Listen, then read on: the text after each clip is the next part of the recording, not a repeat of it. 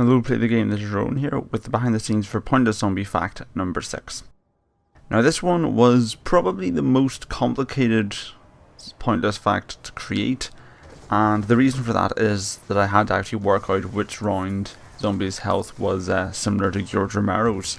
Now the way I had to do this was to create a mathematical equation to determine the relationship between the round and the health of a zombie, and I did this and I'm going to show you my working out for this equation. But just to let you know, this is very serious mathematics, so if you want to learn anything useful to daily life or in school, turn the video off now, because this is going to get very, very complicated. So to start off, we had to get symbols, because every maths equation has to have a good symbol. It wouldn't be maths without letters in it. So health of the zombie equals capital H, and the round that you're on equals capital R. And the equation for the zombie's health past round 8, because they follow two different equations up to round 8 and then past round 8. But past round 8, the equation for calculating a zombie's health is H equals 950 times 1.1 to the power of R minus 9. And so what we want to do is that obviously we have to work out George Romero's health and when zombie's health is equal to that. So George Romero's health on solo at least is equal to 250,000 health points.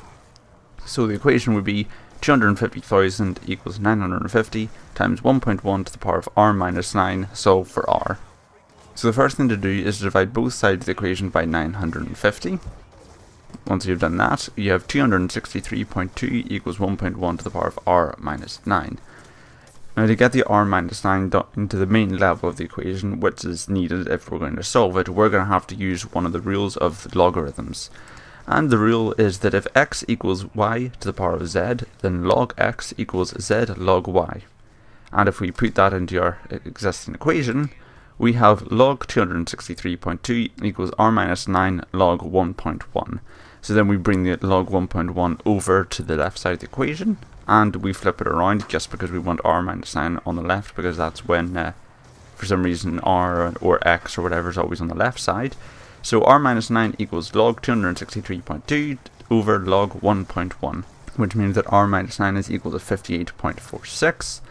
And if we move the 9 over to the right side of the equation, we get r is equal to 67.46. Obviously you want to round that up, and we get r is equal to 68, which is the round that zombie's health is most similar to George Romero's, in that case being slightly higher, which is why in the video I said at round 68 zombie's health is more than George Romero, because that's the first round. It is more. There's no round where zombie's health is exactly equal to George Romero, but 68 is the closest. And yes, so that's a lot of working out just to get a simple number. But in the comment section people said, oh, I wondered what the his health is on 4-player. So if we want to do the equation all over again, then we have George's health on 4-player co-op is equal to 1 million health points, and then put that into the equation, do that, and you know, I've already explained it all over with the whole logarithms rules and all of that, but that's what you get. You put the numbers in, and you end up with r is equal to 82. So round 82 is when on co-op, their health is equal to what George Romero's would be on 4-player co-op. So it's not that much, just because of the exponential way the zombie's health increases post round 8. I honestly thought when I first was working this out it was going to be at least 100. I thought it would be quite funny if it was around 115 when the zombie's health was equal to George Romero, but sadly not. It's a lot lower than that. And it was the fact that this health was so low that gave me a dilemma, because when I was thinking of background footage I thought, well, the round of zombie's health is equal to George Romero's must be impossibly high. It's because George Romero is so hard to kill. I'll just record some footage and call it out of me killing George Romero, and that would do it. But after I went through about a 2 to 3 hour game of Call of the Dead, going up to around 27, I believe, it was some relatively high number of me killing George Romero, and I thought that'll do it. But then when I went to work out the equation, I realised that his health was quite low, and that I had some archived footage of me using that old glitch on DiaRise to get to high rounds very fast. I don't normally go beyond round 30, but because of this glitch I went to round 91 just because it only took about 3 hours. So it's good, and it's nice to say people, oh, what's your highest round? 91! Yes, I'm better than you. But anyway, so I was then conflicted because I could either use the footage I'd spent 3 hours recording, or I could use some footage of me doing a glitch.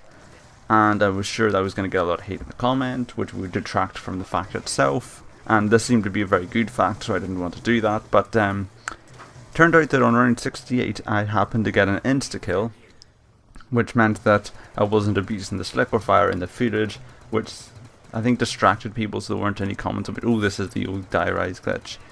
Yeah, I guess wanted to use this footage because it was actually on this round I was talking about. If you want to see round footage of 82, there it is. I didn't have an insta-kill on round 82, so I'm using this liquefier. But, so, I think that's about it, really, for this week's episode. Future behind the scenes might be a bit shorter. I know I skipped out last week. I really should explain that, actually. Last week I had a live behind the scenes recorded of me actually getting the footage live on Moon, and it was quite good footage, but I was listening to music and I didn't realise the recording equipment would overlay the music onto my voice, so that had to be thrown out the window because there was copyrighted music in it and all that.